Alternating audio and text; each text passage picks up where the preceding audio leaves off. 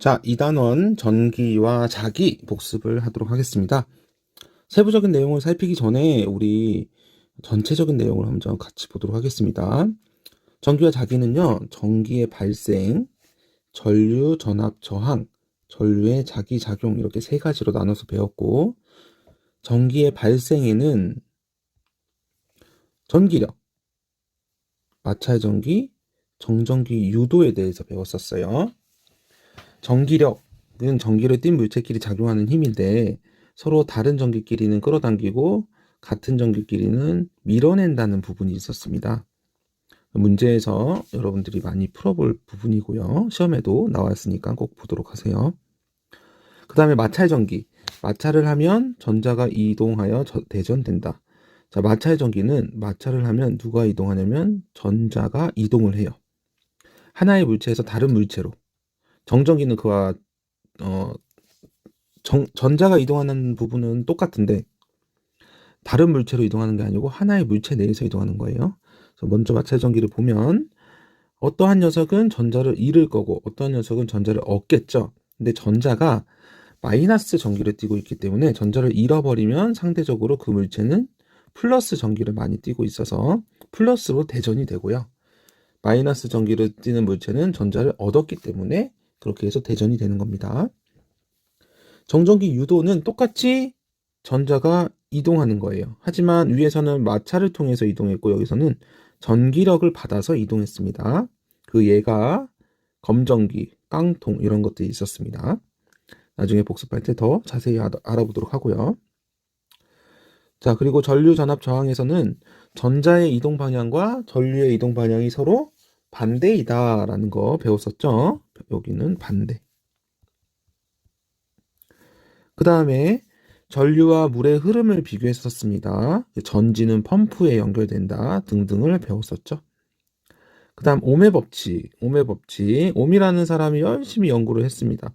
전류와 전압의 관계가 서로 무슨 관계? 비례하구나 라는 방법을 찾았고요. 그래서 전류의 세기는 저항분의 전압 이렇게 했었습니다. 그래서 분자에 있는 전압은 비례, 저항은 반비례 관계를 가지고 있었죠. 그리고 전류계 전압계를 연결하는 방법도 배웠었고요. 플러스 극은 전지의 플러스 극이 가까운 쪽, 뭐 이런 식으로. 저항의 직렬과 병렬 연결을 알아봤어요. 그리고 그 연결 방법의 쓰임에 대해서도 알아봤습니다. 나중에 좀 더 자세히 알아볼 거예요. 그리고 전류의 자기작용, 자기장의 방향, N극, 나침반의 N극이 가리키는 방향이라고 했고 자석의 N극에서 나와서 S극으로 가는 방향. 그러한 자기장은 누가 더 만들 수 있냐면 전류도 자기장을 만들어낼 수 있다고 했어요. 그래서 직선 도선과 원형 도선과 코일에서의 방향을 찾을 때 엄지손가락을 전류, 나머지 네 손가락을 자기장으로 하면 모두 찾을 수 있다고 했죠. 근데 원형과 코일일 때는 이 두 가지를 바꿔서 봐도 된다고 했었습니다. 그리고 자석이 만드는 자기장 속에 전류가 흐르는 도선이 받는 힘, 아주 긴 이름이죠. 자기장 속에 전류가 흐르면 도선이 힘을 받는데요. 엄지손가락으로 전류, 여기 네 손가락은 자기장, 그러면 손바닥이 가리키는 방향이 힘의 방향이었죠. 요거에 대한 방향을 찾을 때 오른손을 이용한다는 거 기억하시고, 그리고 크기, 원인이 자기장과 전류였으니까는 전류를 세게 또는 자기장을 세게 하면은 그 힘이 커지겠죠. 그 예로는 전동기가 있었습니다. 이 부분에 대해서 교과서를 보면서 좀 더 자세히 보도록 할게요.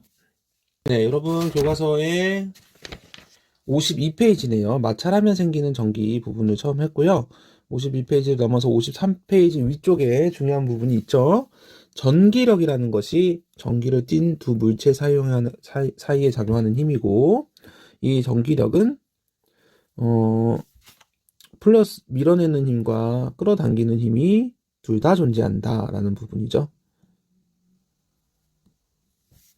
네, 여기 전기력의 방향.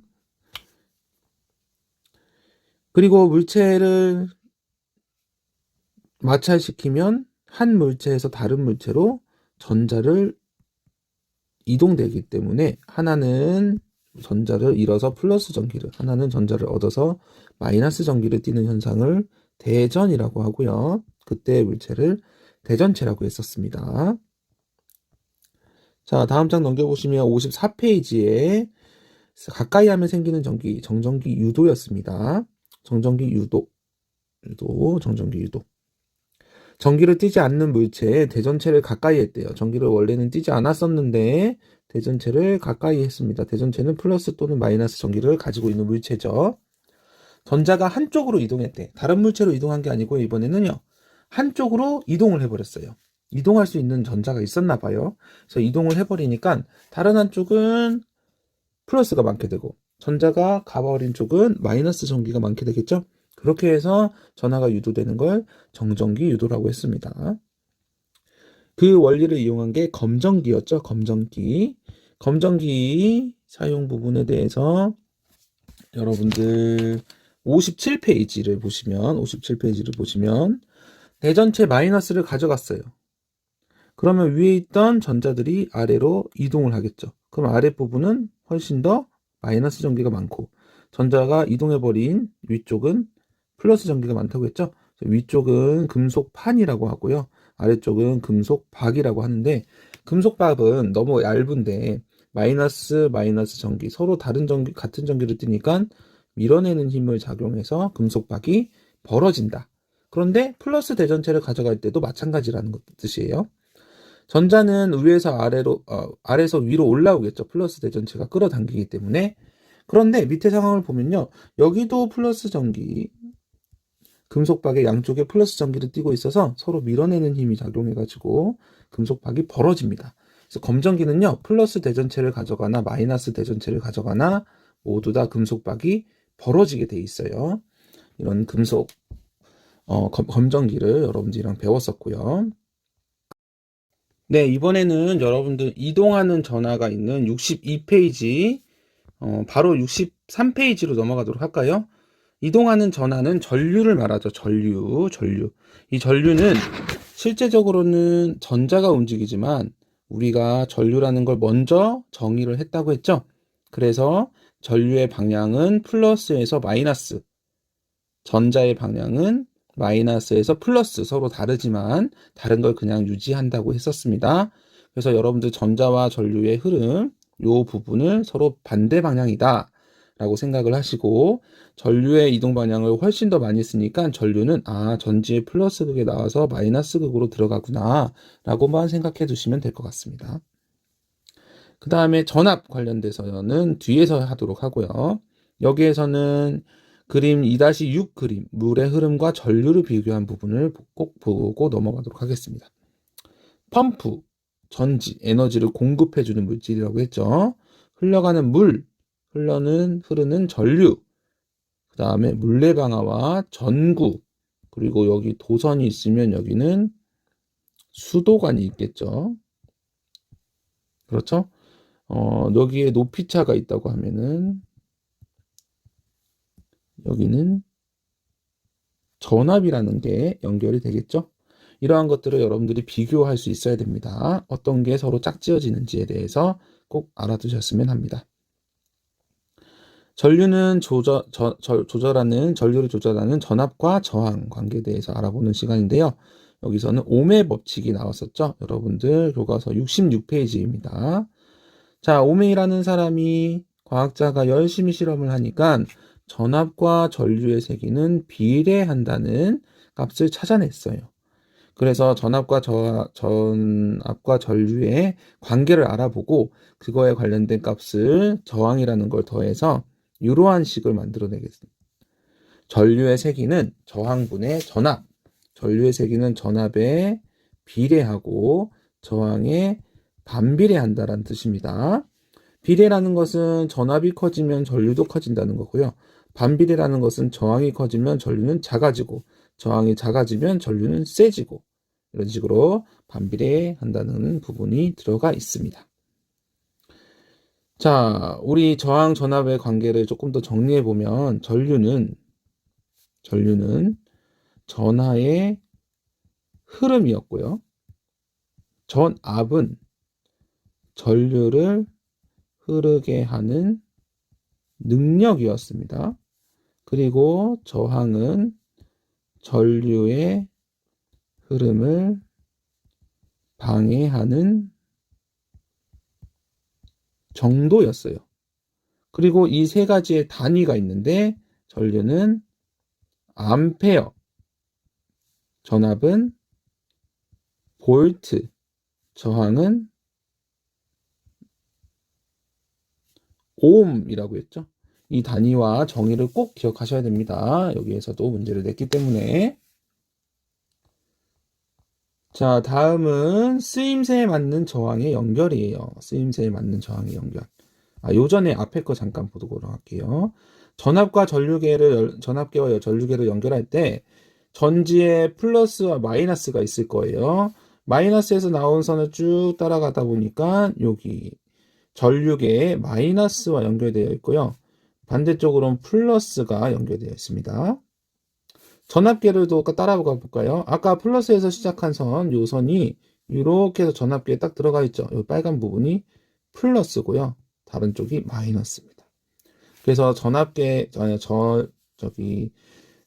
전류 장치에, 전류가 흐르는 장치, 전원 장치에 플러스 마이너스를 보고 전류계와 전압계의 플러스 마이너스 위치를 결정하면 되고요.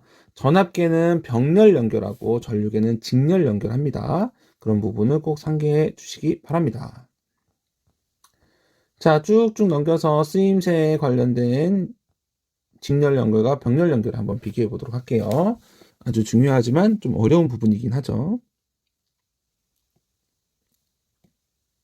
전구 두 개를 직렬 연결하면 각 전구의 밝기는 전구 한 개를 연결할 때 전구의 밝기보다 어둡다. 자, 한 개를 연결했을 때는 이렇게 밝았었는데 두 개를 연결하면 받은 에너지를 두 군데에서 써야 돼서 받은 에너지를 나눠 쓸 수밖에 없다고 했죠. 그래서 밝기가 줄어듭니다.